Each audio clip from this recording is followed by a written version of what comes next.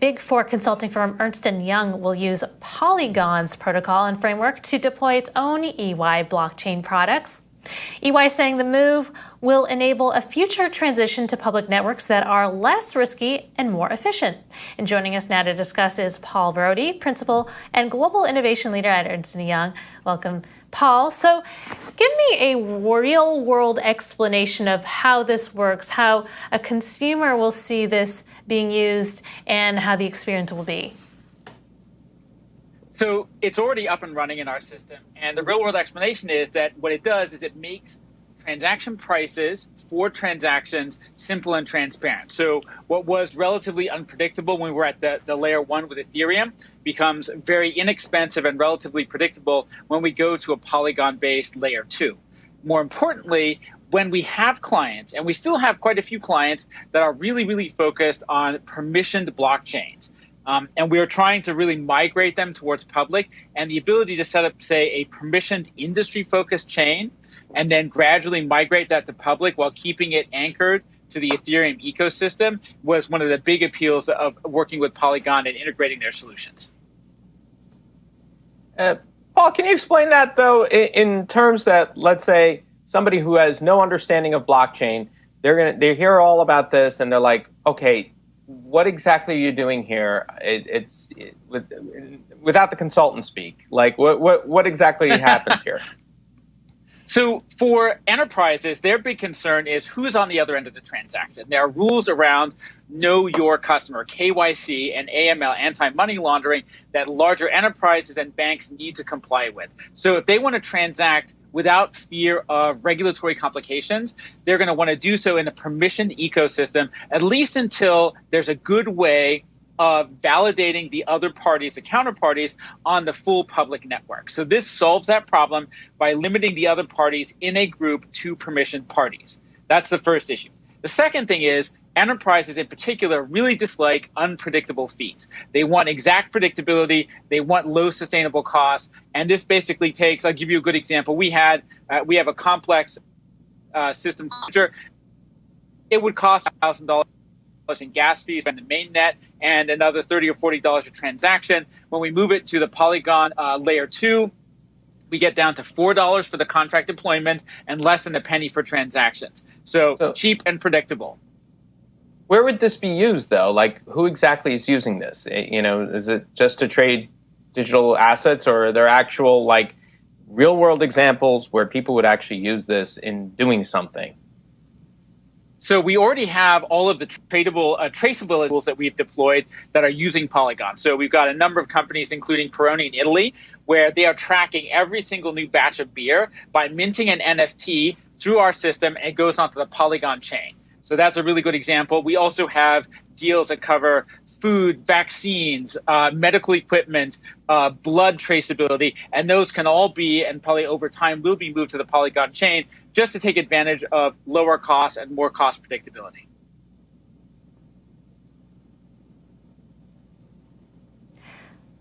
Paul, I'm just wondering, when we see the volatility of the markets right now, especially with Evergrande and a risk of a default, will that contribute to perhaps stalling enterprise adoption of blockchain technology?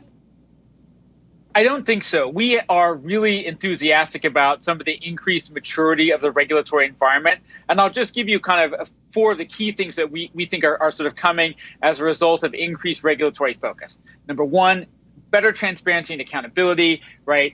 The public enterprise world, the world where we have stocks and shares and bonds, has really standardized rules on what we can be held accountable for, how we manage governance of shares and enterprises, right? Applying some of those rules to token structures will be really positive.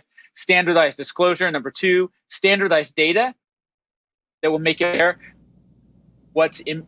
We have a lot of discussion program, what's in these different stablecoins, what's backing these dollars. Standardized disclosure and standardized data would answer those questions. And lastly, of course, something that exists already in a lot of public stock markets, which is some pretty well-defined rules around investor protection. So all of those things that are starting to come, I think, will increase the comfort level of enterprise users and accelerate adoption.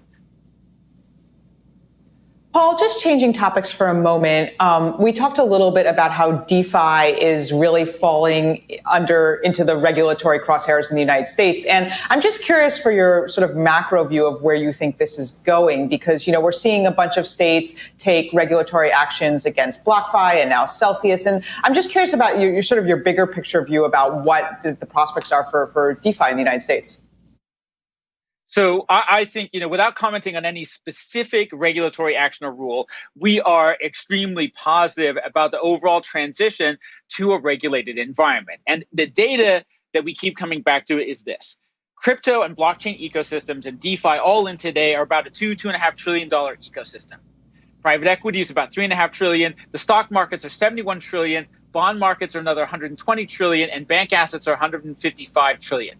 Ultimately, if we have enterprise users and institutional investors who are comfortable with the regulatory rules and the ecosystem, they're going to take all of those assets, they're going to wrap them, and they're going to turn crypto and blockchain ecosystems into a $200-300 trillion ecosystem. So that, to me, is the end state, which is DeFi kind of consumes all these other asset classes as a mechanism for making them programmable and putting them to work. I don't know if you can get much more bullish than that. Paul, just going back to Polygon and the partnership for a second. So Ernst and Young will have the option to move transactions onto the public Ethereum network. We know that Ethereum recently upgraded, but it's had mixed results in terms of addressing congestion as well as fees. So I'm wondering if there's any concern regarding that still. And secondly, what are the privacy and scalability outlook for this project and partnership? So first of all, on the topic of Ethereum, I think we feel pretty positive. It's not that there's zero risk, but you've got to remember that Ethereum has already made it through a very orderly series, about a dozen hard forks since 2015. So this is evidence of what I think is an increasingly mature institutional process inside of the Ethereum ecosystem in terms of maturing it. They're working very well with the other layer twos. On the privacy and scalability front, the reason we're so excited about working with Polygon is that when we started to have conversations with them, we came to understand that they really understand some of the things that really matter to enterprises, which are, number one, the ability to have a high standard of privacy. They've committed over $1 billion to R&D and investment around a technology called zero-knowledge proofs.